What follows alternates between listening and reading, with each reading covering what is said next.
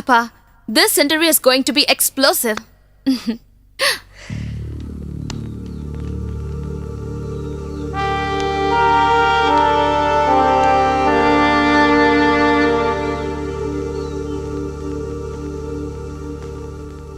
இங்க பாரு, இது ஒரு நம்ப முடியாத விஷயம். இன்டெலிஜென்ட் டிபார்ட்மெண்ட்ல இருந்து ஆளுங்க வந்தாங்க. உலகம் முழுக்க தேடிட்டு இருக்கிற ஒரு மத தீவிரவாதி அவர் எப்படி பேட்டி கொடுத்தாருன்னு அவங்களுக்கு தெரிஞ்சுக்கணுமா? Rashida, be careful.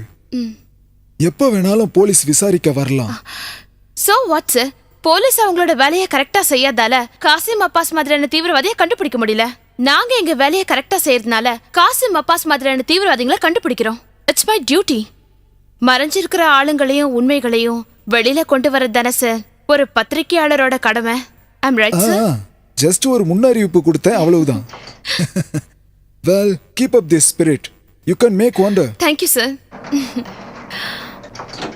ராஜீவ், கொஞ்சம் ஃபாஸ்டா பண்ணு. நாளைக்கு போக வேண்டிய எபிசோட் முடிச்சிடறேன் மேடம்.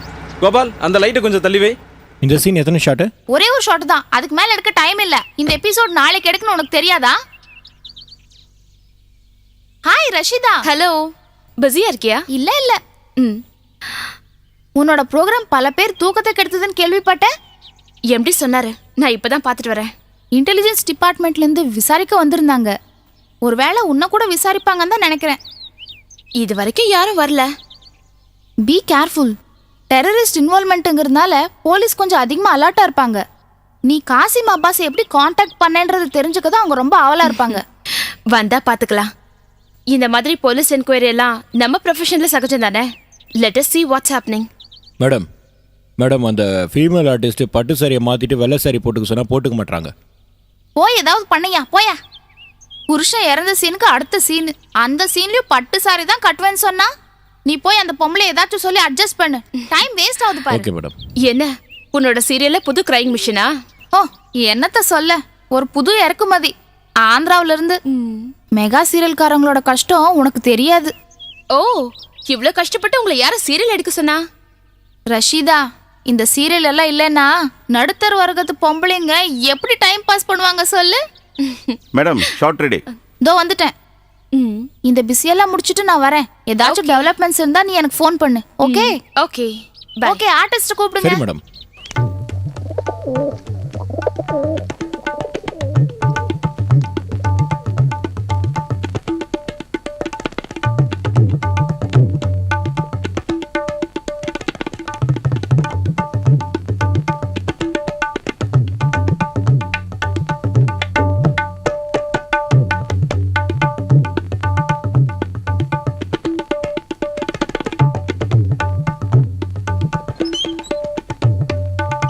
வாங்க சார்.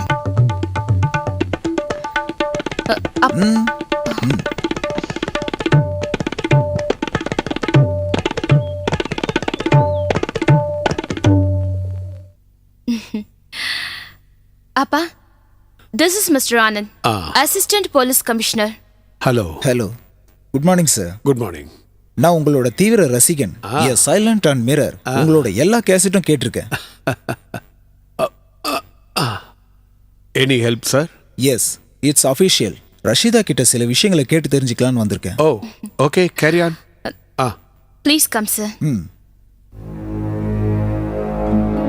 ஸோ மிஸ் ரஷிதா, எனக்கு காசிம் அப்பாஸை பற்றி தெரிஞ்சுக்கணும். ஐ மீன், நீங்கள் அவரை எந்த இடத்துல இன்டர்வியூ பண்ணீங்க? Who is the connecting person? I want no everything related with your interview. Take your seat, sir. Thank you.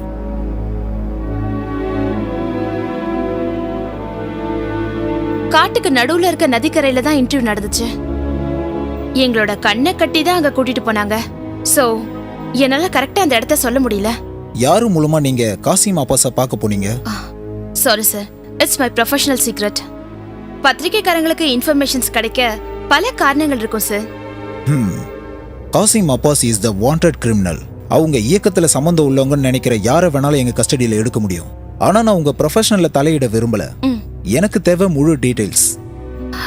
Sorry sir, என்னால முடியாது. ஆக்சுவலி எனக்கு தெரியாத யாரோ ஒருத்தர் தான் ஃபோன் பண்ணாங்க. ஆமா சார், எனக்கு தெரியாத யாரோ ஒருத்தர் ஃபோன் பண்ணி தான் நான் போய் இன்டர்வியூ அட்டன் பண்ணேன். ஃபோன்ல சொன்ன டைரக்ஷன்ஸை வச்சு தான் நாங்கள் அங்கே ஈஸியாக போக முடிஞ்சது. சென்ட்ரல் பிளாசாவோட செகண்ட் ஃப்ளோர்ல எங்களை கேமரா வச்சுக்கிட்டு வெயிட் பண்ண சொன்னாங்க. அதுல 2 பேர் எங்களோட கண்ணை கட்டி நிறைய வண்டிங்களை மாத்தி ஒரு காட்டுக்கு கூட்டிட்டு போனாங்க. மறுபடியும் அதே மாதிரி தான் கொண்டு வந்து விட்டாங்க. It's okay.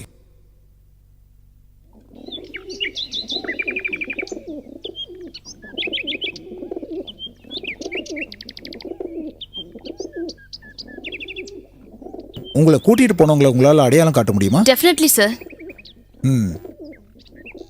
டெலிஃபோன்ல இன்ஸ்ட்ரக்ஷன் வந்தது உங்க மொபைல் ஃபோன்லயா ஆஃபீஸ் ஃபோன்லயா? ஏன் மொபைலுக்கு தான் சார். எந்த நம்பர்ல இருந்து ஃபோன் வந்தது? நிறைய நம்பர்ல இருந்து மாத்தி மாத்தி ஃபோன் பண்ணாங்க. நான் அந்த நம்பர்லாம் ட்ரேஸ் பண்ண ட்ரை பண்ணேன். ஆனா அவங்க நிறைய இடத்துல பிசிஓல இருந்து கால் பண்ணிருக்காங்க. அதுல 2 கால் ஆந்திரால இருந்து வந்தது. ஓகே. இனிமே இது சம்பந்தமா எந்த இன்ஃபர்மேஷன் வந்தாலும் என்ன காண்டாக்ட் பண்ணுங்க. Okay sir. ஓகே.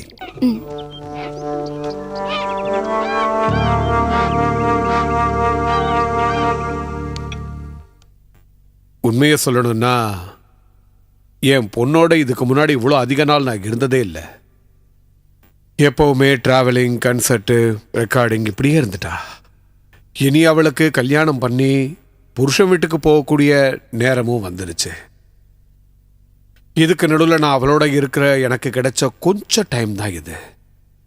நானும் என்னுடைய வாத்திய கருவிகளும் என் மகளும் அமைதியான இந்த சூழ்நிலையை விட்டு திடீர்னு பாம்பேல கச்சேரின்னு கூப்பிட்டீங்கன்னா எனக்கு கொஞ்சம் யோசிக்கிறதுக்கு டைம் கொடுங்க.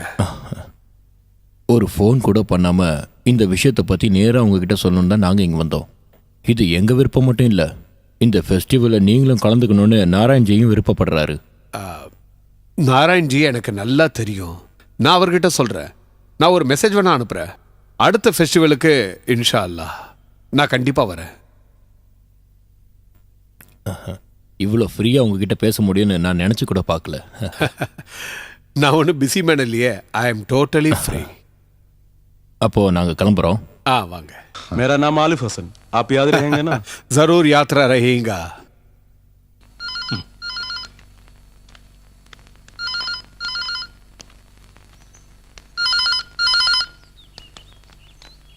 ஹலோ. இந்த பேட்டி எடுத்த விஷயமா நீ யாருக்கிட்டையும் எதுவும் சொல்லக்கூடாது. அப்படி நீ சொன்னீன்னா உனக்கும் உன் குடும்பத்துக்கும் பிரச்சனை தான். சொல்றத ஞாபகம் வச்சுக்க, புரியுதா? Hello hello. யாருமா அது? ஒன்றும் இல்லைப்பா, ஒன்றும் இல்லை.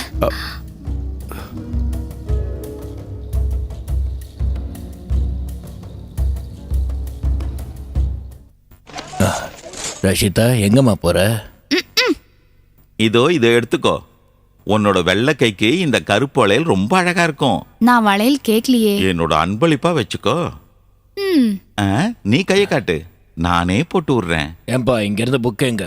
இந்த கிழவனுக்கு நேரங்காலமே கிடையாதியா. இதோ வரேன். இன்னைக்கு வேண்டாம், நாளைக்கு வா, நானே உன் கையில வளையல போட்டு விடுறேன். வச்ச இடத்துல வச்ச பொருள் இருக்காது. ரஷிதா, இங்க வாமா, உங்ககிட்ட ஒரு விஷயம் கேட்கணும். சலீம், அது புக் எங்கன்னு உங்ககிட்ட தான் கேட்டுக்கிட்டு இருக்கேன். இதோ வரேன். கேட்டு போனோம், நேரங்காலம் தெரியாம கூப்பிடுறோம். காஷ்மீர் பொருட்கள்லாம் ரொம்ப கம்மியாயிடுச்சு. சரக்கு எடுக்கிறதுக்கு யாரும் போறதில்ல, எல்லாருமே பயப்படுறாங்க.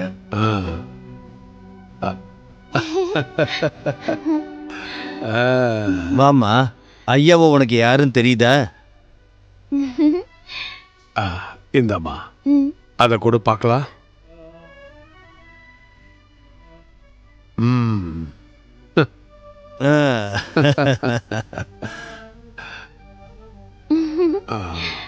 Very good, very good. புத்திசாலி பொண்ணுதா. இவளை கண்ட இடத்துல விடாம ஏதாவது ஸ்கூல்ல சேர்க்க வேண்டியதானே? அதுக்கு வழி இல்லாம தானே இருக்கேன்.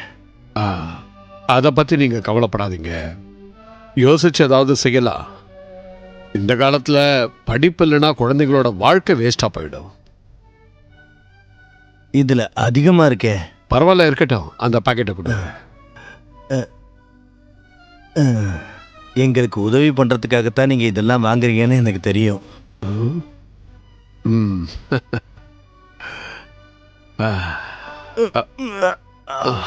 இன்னும் அந்த கால்வலி அதிகமாக தான் இருக்கா? கால் வலியெல்லாம் தாங்கிக்கலாம் பாவா, நம்ம ஊர்க்காரங்களை தான் சகிச்சிக்கவே முடியல. For more updates, like, comment, subscribe to our channel.